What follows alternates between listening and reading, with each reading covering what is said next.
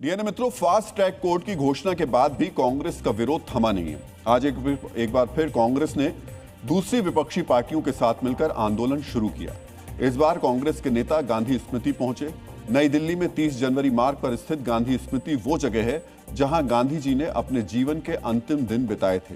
यहीं उनकी हत्या हुई थी। पहले इसे बिरला हाउस कहा जाता था। आज राहुल गांधी के नेतृत्व में विपक्षी पार्टियों के नेता यहां पर पहुंचे। जो हमारे स्टूडेंट्स हैं वो सड़क पे हैं, तो सारे के सारे ऑपोजिशन एमपीज को लगा कि हमें भी सड़क पे होना चाहिए। हम ये मैसेज, ये संदेश देने आए हैं सरकार को, देश को, कि हमारे देश की नींव क्या है और हमारे देश का मतलब क्या है। महात्मा गांधी जी लड़े किस लिए थे और कैसे लड़े थे। जो महात्मा गांधी जी ने किया और हमारी देश के किसानों ने किया, गरीबों ने किया, वो एक बहुत ही अनोखा रेवोल्यूशन था, बहुत ही अनोखी मूवमेंट थी, क्योंकि उसमें किसी पे हाथ नहीं उठा। आज उसी देश के बच्चों को आप इसलिए पीट रहे हैं क्योंकि वो अपना अधिकार मांग रहे हैं। कुछ देर वहां रहने के बाद कांग्रेस के नेताओं ने लौटना शुरू कर दिया। इससे पहले आज शाम राहुल गांधी के आवास पर विपक्षी नेताओं की बैठक हुई। इसके बाद कांग्रेस और विपक्षी पार्टियों के सांसद बस से गांधी स्मृति के लिए रवाना हुए। पुलिस ने उनके आवास के पास बैरिकेड लगा रखे थे, लेकिन कुछ देर के बाद रास्ता खोल दिया गया। राहुल गांधी पहले इंडिया गेट जाना चाहते थे, लेकिन उन्हें वहां जाने से रोक दिया गया। इसके बाद वो गांधी स्मृति पहुंचे। हालांकि वो जंतर मंतर नहीं पहुंचे, जहां सीजेपी का आंदोलन चल रहा है, बल्कि उसकी जगह उन्होंने प्रदर्शन की नई जगह चुनी। कांग्रेस के प्रदर्शन की वजह से गांधी स्मृति में सुरक्षा के भारी बंदोबस्त किए गए थे। डीएनए मित्रों, छात्रों के मुद्दे पर हंगामा संसद में भी जारी है। मॉनसून सत्र का आज चौथा दिन है। जो अन्य दिनों की तरह हंगामे की भीड़ चढ़ गया। आज भी संसद भवन के बाहर और भीतर सत्ता पक्ष और विपक्ष आमने सामने आ गए। दोनों पक्षों ने संसद के मकर द्वार पर अलग अलग मुद्दों को लेकर एक साथ प्रदर्शन किया। विपक्षी सांसद केंद्रीय शिक्षा मंत्री धर्मेंद्र प्रधान और नेट पेपर लीक विवाद के खिलाफ प्रदर्शन कर रहे थे।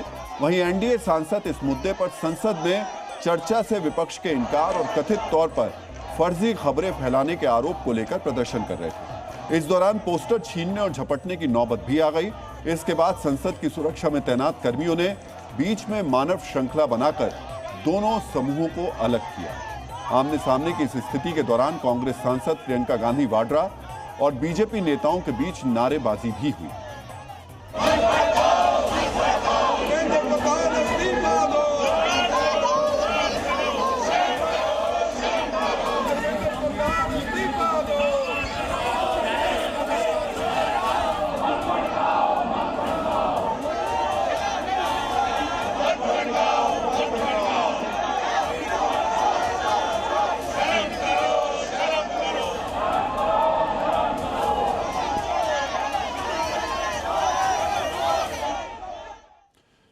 संसद के भीतर भी दोनों पक्षों का यह टकराव दिखा। विपक्ष शिक्षा मंत्री धर्मेंद्र प्रधान के इस्तीफे की मांग पर अड़ा रहा। वहीं सत्ता पक्ष ने विपक्ष पर चर्चा से भागने का आरोप लगाया। सरकार आगे आए, स्टेटमेंट दिए कि जो इस्तीफा हम पूछ रहे हैं और एजुकेशन मिनिस्टर इस्तीफा देना चाहिए।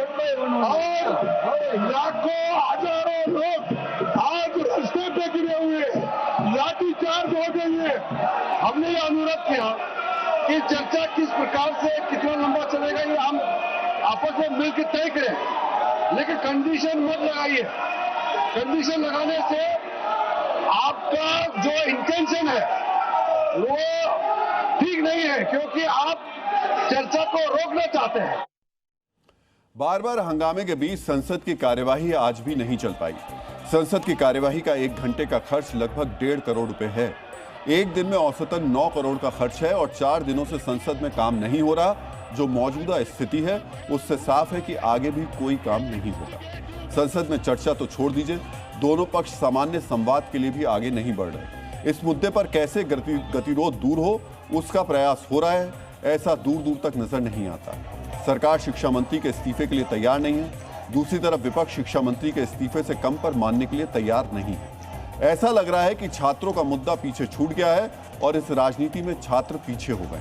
कांग्रेस और बीजेपी आगे आ गए हैं और अपनी लड़ाई लड़ रहे हैं।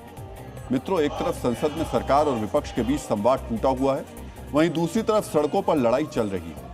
आज एक बार फिर बीजेपी और कांग्रेस के कार्यकर्ताओं में जोरदार भिड़ंत हुई। नीट पेपर लीक मामले को लेकर रांची में कांग्रेस कार्यकर्ताओं ने बीजेपी दफ्तर को घेरने की कोशिश की। इसके जवाब में भारी संख्या में बीजेपी कार्यकर्ता भी वहां पहुंच गए। दोनों पक्षों के बीच जोरदार झड़प शुरू हो गई। दोनों तरफ से एक दूसरे पर जमकर अंडे और टमाटर फेंके गए। थोड़ी ही देर में हालात इतने बिगड़ गए कि पत्थरबाजी शुरू हो गई। इस हिंसक झड़प और पत्थरबाजी के बीच न्यूज कवरेज कर रहे जी मीडिया के कैमरामैन संजय टोप्पो गंभीर रूप से घायल हो गए। उनके सिर पर एक बड़ा पत्थर लगा, जिससे उन्हें काफी चोटें आई। बेकाबू होती भीड़ को तितर-बितर करने और हालात को नियंत्रण में लेने के लिए पुलिस को लाठीचार्ज करना पड़ा। कल भी देश के कई शहरों में दोनों पार्टियों के कार्यकर्ताओं में भिड़ंत हुई थी। इस तरह संवाद की जगह विवाद बढ़ रहा है। उधर बिहार के जहानाबाद में छात्रों के आंदोलन में पत्थरबाजी हुई। सैकड़ों की संख्या में छात्र सड़क पर उतरे। डीएम आवास पर पथराव का आरोप है। इसके जवाब में पुलिस ने प्रदर्शनकारियों पर फायरिंग की। संवाद सिर्फ पक्ष और विपक्ष के बीच नहीं टूटा है, बल्कि सरकार और सीजेपी के बीच भी टूट गया है। आज सरकार ने कहा कि पिछले 24 घंटे में सीजेपी को 4 बार बातचीत का ऑफर दिया जा चुका है। हालांकि इसके बाद भी बातचीत नहीं हुई है। सरकार की ओर से चर्चा के लिए हम हर समय तैयार हैं। सरकार के दरवाजे खुले हैं। This is a standing invitation to all our youth friends. और श्रोताओं की जानकारी के लिए मैं ये भी कह दूं कि कल दोपहर से लेकर के आज दोपहर तक 4 मर्तबा हमारी ओर से औपचारिक तौर पर ऑफर जा चुका है, पेशकश जा चुकी है इन छात्र बंधुओं से, इनके प्रतिनिधियों से बातचीत करने के लिए, चर्चा करने के लिए।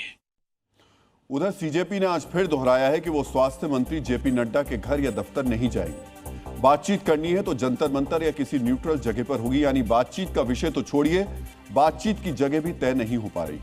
सरकार से बढ़ते टकराव के बीच सीजेपी ने कल देशव्यापी प्रदर्शन का ऐलान भी किया है।